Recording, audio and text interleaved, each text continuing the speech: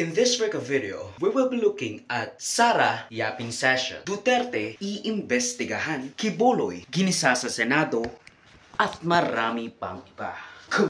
So for me, this is for Joseph and welcome to News and Worthy Recap Weekly Edition number 74. We have those coverage last week, so skip the answers provided if it piques your interest. Here are some pages commentary for your convenience. Sara Duterte, nagyap ng nagyap. Okay, ito, and I'm not saying this kind of lightly, pero nagiging storytelling na kasi ang nangyayari. But this is something that I would have never expected nung tumakbo sila, Sara at BBM. Kasi again, ang kanilang mantra, ang kanilang plataforma, in all realities are just that. Unity, unity, and unity. Na if you told me na in a few years, maglalaban itong dalawang ito, well, first, tatanong kita paano mo nalaman, but also, I would not believe you. Kasi I don't think they would be dumb enough to contradict yung mga pinagsasabi nila nung tumatakbo sila. That the only reason why they got elected. Why would they contradict that? Unity, di ba? Pero matagal na tong laban ng Dutertes at Marcos, and you can check my NIDW Mini Major Tidbits na makikita nyo sa aking mga video. Nagpa-surprise press conference si Senyora VP Sonia and indulging the ramblings for 2 hours of a Fiona Bratinella. We get a few soundbites na maaari kong i-capitalize tulad ng "and in any order." Hindi marunong maging presidente ang nakaupo. Kasalanan ko ba yun? Hindi. Hindi marunong maging presidente si PBBM. Now, she then followed it up with saying, kasalanan ko ba yun? Kasalanan ko ba? Besh, even you admitted later on na ikaw ang dahilan kung bakit nanalo si Marcos. And I have been saying that. Alam naman natin na ang lakas ng tatay mo. Ang lakas mo rin. Kaya nga, di ba, 32 million ang bumoto sa'yo, tas 31 million lang kay Marcos. Kaya alam namin kapag tumakbo ka, mananalo ka. Yun din ang sinabi ng tatay mo. Hindi niya alam bakit ka tumakbo ng vice-presidente kay Marcos kung in and of yourself, pwede kang manalo as alone. You can win alone. You don't need Marcos. Hindi lang namin inakala na mag-giveaway ka kay BBM. Kaaway ng lola mo yan. Kasama siya sa mga nagpoprotesta laban sa rehimeng Marcos. Inappoint siya ni Cory Aquino. At hanggang ngayon, dahil kay Cory Aquino, kayo ang may-ari ng Davao. Ayaw rin ng tatay mo dyan. Mananalo ka kung ikaw yung tatakbo as the president. So, yes, kasalanan mong hindi marunong maging presidente si BBM. Or at least according to you, because he's doing fine most of the time para sa akin. Aside from the human rights abuses, whitewashing of his family's inglorious legacy, at paglapit niya sa US, alienating our biggest trade partner, China. He's doing great, all those things not considered. Now, certainly better than what we could have imagined. Now, next on the list is Si BBM, sabihin ko sa inyo, may listahan ako ng 5 bagay na impeachable offense niya. Pero sa tingin niyo, papasa diyan sa House? Of course, hindi. may listahan ako ng 5 bagay na impeachable offense niya. Well, bring it on. Dapat lang na isinuwalat or isiwalat mo yung mga masasamang pinaggagawa niya dahil you still have the political machinery. You're the second highest executive official in the Philippines. Don't hang it over the Filipino people kasi kung gusto mo talaga ng magandang buhay sa mga Pilipino, tatanggalin mo yung mga tiwaling nasa posisyon. And that includes Marcos. Kahit na sinabi niyang, tingin nyo papasayan sa House? Siyempre hindi. Well, of course. Because, Romualdez holds that office. Just the mere fact na meron kang impeachable offense at kung i-release mo sa public would be devastating, would cause a riot. Kaya, i-release mo or you should have released it anonymously. Kung ayaw mong mabalingan ng galit ng presidente at ng kanyang mga crony, you could have just released it anonymously. Don't even mention it anywhere near you kung natatakot ka na mag-gurgur ka ulit. Please remember that. Anyway, ang next niyong sinabi is, hindi ko alam. Pero isang beses sinabihan ko talaga si Senator Amy Sabi ko sa kanya, kung hindi kayo tumigil, huhukayin ko yung tatay ninyo. Itatapon ko siya sa West Philippine Sea. Sinabihan ko si Senator Amy, one of these days, pupunta ako dun, kukunin ko yung katawan ng tatay nyo, tapon ko yan dun sa West Philippine Sea.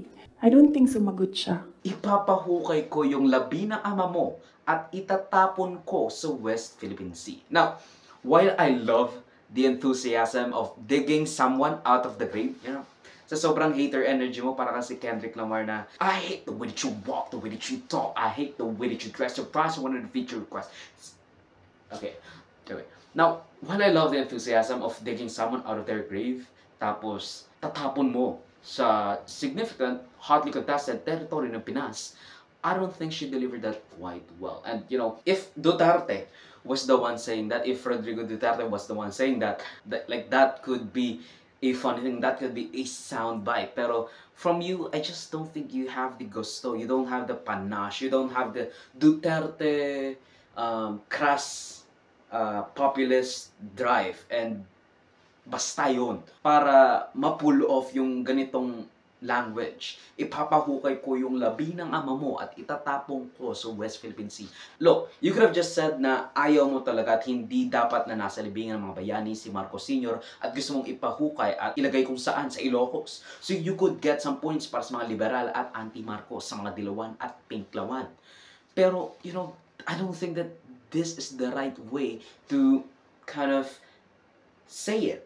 Like, you have a lot of prospects and you have a lot of image problems, especially with your tantrums. But anyway, and you know, Late October, after deadline ng filing, tumawag sa akin si Senator Amy Marcos. Sabi niya sa akin, pwede ka ba tumakbong Vice President? Sabi ko sa kanya, alam mo, hindi ko pa narinig ever na sinabi sa akin na tumakbo akong Vice President.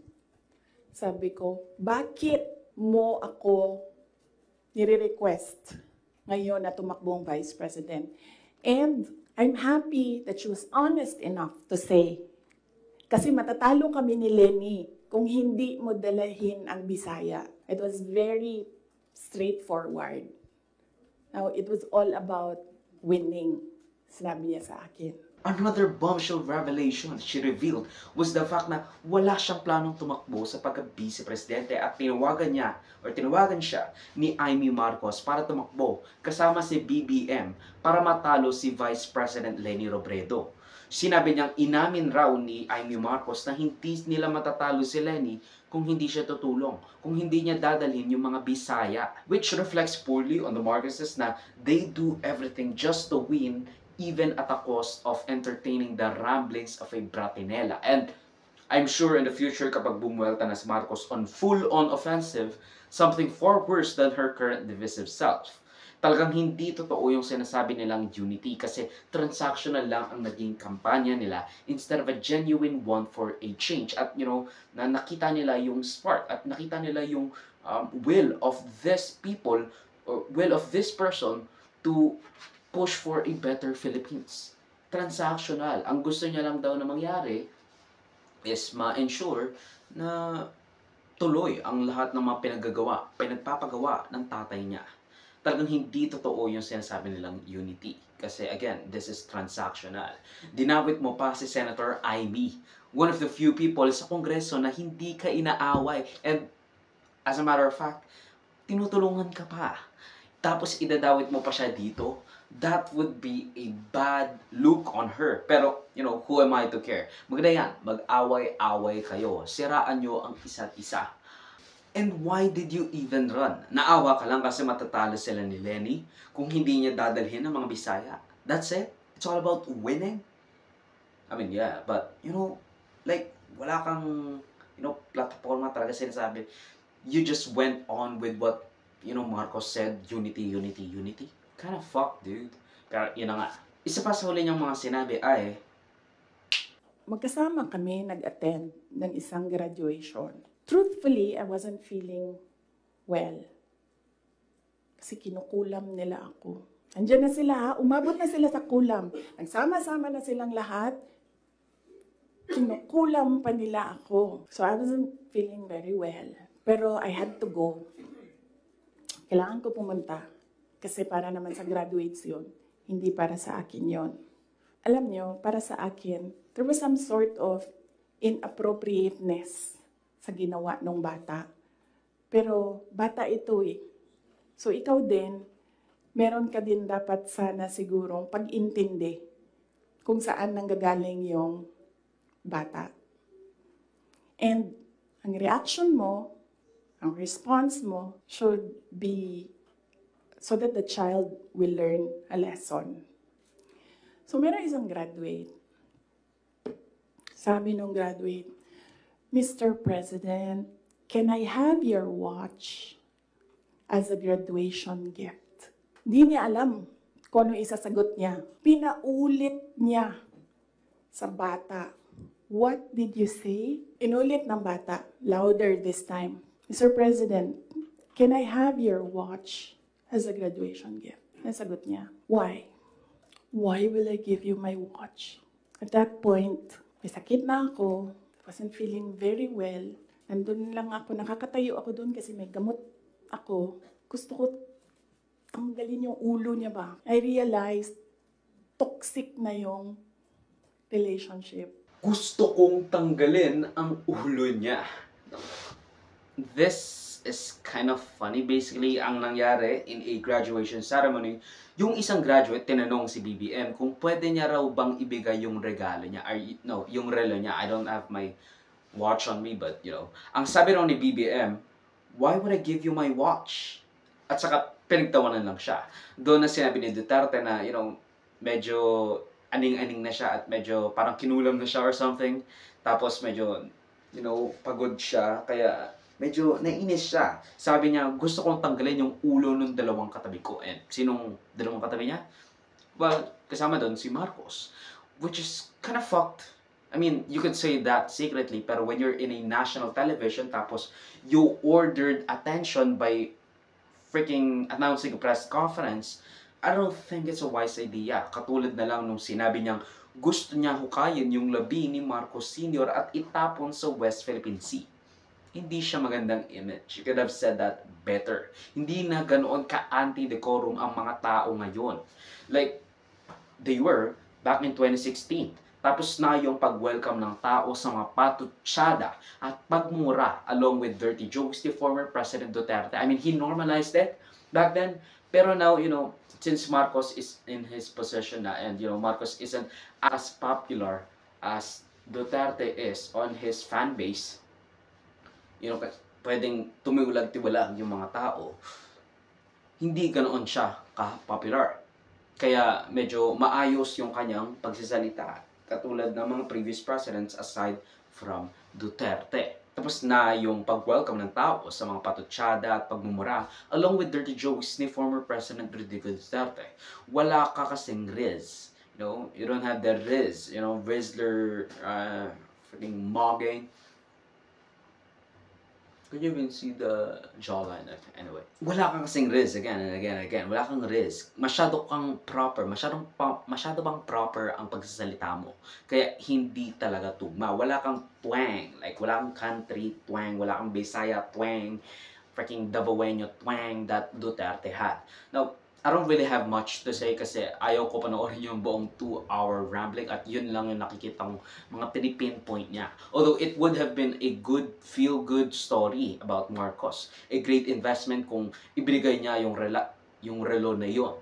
It would boost his popularity kasi that means wala siyang pake sa presyo ng kanyang watch. And it won't be that much of a detriment sa kanya. And, it would be a cool story to tell too. Kumbaga, parang kung gusto mo ng charm offensive and all that, you could use that story na, may humingi sa yung kadete or ng bagong graduate ng freaking watch. Tapos binigay mo. That would be a cool story. Charm offensive and all that.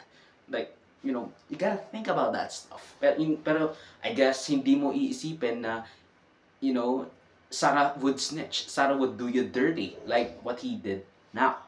It's just funny na hindi nga si BBM ang sumisira sa kanila, kundi si Duterte. Although, publicly, I guess. Kasi, again, sinasabi rin natin Marcos na gusto niyang bumalik yung Pilipinas sa ICC. But, Anyway, in all honesty, BBM is handling this like an adult dahil wala siyang binigay na statement against what I'm reporting. So she's lashing out because she's backed into a corner between the small yet popularly recognized opposition at ng administrasyon na dapat ay kakampi niya. Pero she alienated both of those, sides. Now, lumabas pa nga si Sandro with this statement saying na she crossed the line sa mga patutsaran ni Sara. To the rescue rin yung anak ni Senator Ivy. May pa-teaser pa siya, sabi niya, may panibagong spiel at press con siya next month sa November. So, subscribe to the channel para maging up-to-date ka along with my magnificent commentary. Kibuloy hinarap sa Senado. Sa wakas, after almost a year na ba of pagtatago, few months of inquiry at investigation ng mga senador regarding witnesses blowing whistles sa mga alleged na pag-abuso ng pastor ng Kingdom of Jesus Christ at honorary chairman ng Sunshine Media Network International, Pastor Apollo Carion Quiboloy or PAQ, led by Senator Risa Ontiveros. Now, I have made a lot of videos regarding this Quiboloy and his powerful entourage of political allies. I even forgot na tatakbo nga pala siya as an independent para sa 2025 midterm elections, which he most definitely will not win dahil nga parang there's a high likelihood na 12 out of 12 or like kompleto sa Senate slate ni Marcos ang makakapasok sa Senado. And I'm 56% sure of that. You can watch the videos I made regarding those as well, so I don't have to keep freaking reciting it to you. Napatan siya after multiple contempt citations, 2 attempt para patawan ng warrant of arrest at ilang linggong pag-raid ng compound ng KOJC ni Quiboloy. Quiboloy declared that the Senate probe ni Senator Risa Ontiveros already concluded with his guilt at ang Senate probe ay unfair dahil ito ay trial by publicity kasi nga wala siyang kakilala doon, wala siyang resource person, wala siyang witness para doon. Kind of what I said, so maybe he saw my video tapos kinuha niya yung mga talking points ko. Sa korte niya rin daw sasagutin yung mga paratang na inihain sa kanya. Sinabi niyang napaka one-sided ng committee hearing ni Senator Risa. Wala raw siyang resource person or anything from their side. And to be fair, tama naman yung sinabi niya, kumbaga puro witnesses against Quiboloy lang ang nando. He also decried the 16-day siege sa kanyang compound para hainan siya ng warrant of arrest. He also declared the committee unfair at kung sasagot man siya, again, kung may allegation, doon siya sa korte sasagot. So, Mr. Quiboloy, bibigyan ko po kayo ng pagkakataon na magresponde sa mga akusasyong ito at marami po sila. Salamat po, Madam Chair, sa pagkakataong ito na makaharap ko ang lahat ng mga nandirito at narinig ko ang kanilang mga testimonya. At magpasimula po tayo kay Ms. Valdehuesa. Pastor Quiboloy, Mr. Quiboloy, yung tanong ko muna, ilan ang miyembro ng KOJC? More or less po, sa tingnan ko po muna ang exact na... Kahit in estimate po?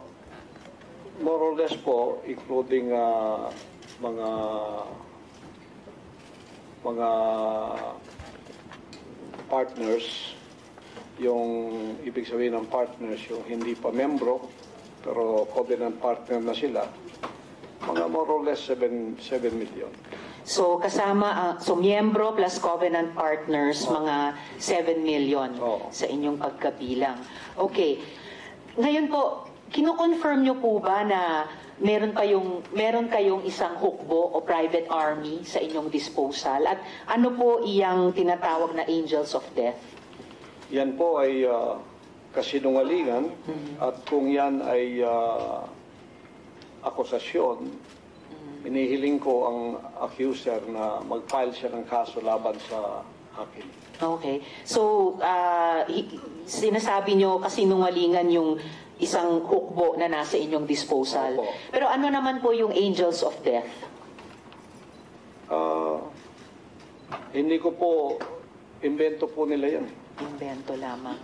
Ikinakarap ni Pastor Quiboloy sa US na naging basihan ng kanyang pagkakakilanlan kasama sa FBI's most wanted list dahil sa mga kasong smuggling, sex trafficking, and many more acts of lasciviousness. I forget now. No matter what Quiboloy's SMNI tell you though, nasa FBI's most wanted list pa rin siya. Ang sinasabi nilang na-dismiss na kaso ay sa kanyang co-conspirator na nagbigay ng guilty plea, kung mag-inad niya yung guilt for a shorter time, para sa kasong conspiracy to defraud the US government. Pero this doesn't necessarily mean na Quiboloy is out of the hoax just yet. Wala pa rin usapan ng extradition treaty laban kay Quiboloy. And I don't think we should extradite Quiboloy, lalo na he's still has a lot of followers here. Sinabi niya nang dadalhin siya sa US. No, it would just really look bad for us. So let's deliver justice on our own turf first until they exhaust all possible legal remedy to ensure appeals are done. Tapos noon, kapag na-serve niya na yung sentence niya, siguro ibigay mo sa US. I'm not sure. I don't know what the fuck you would do.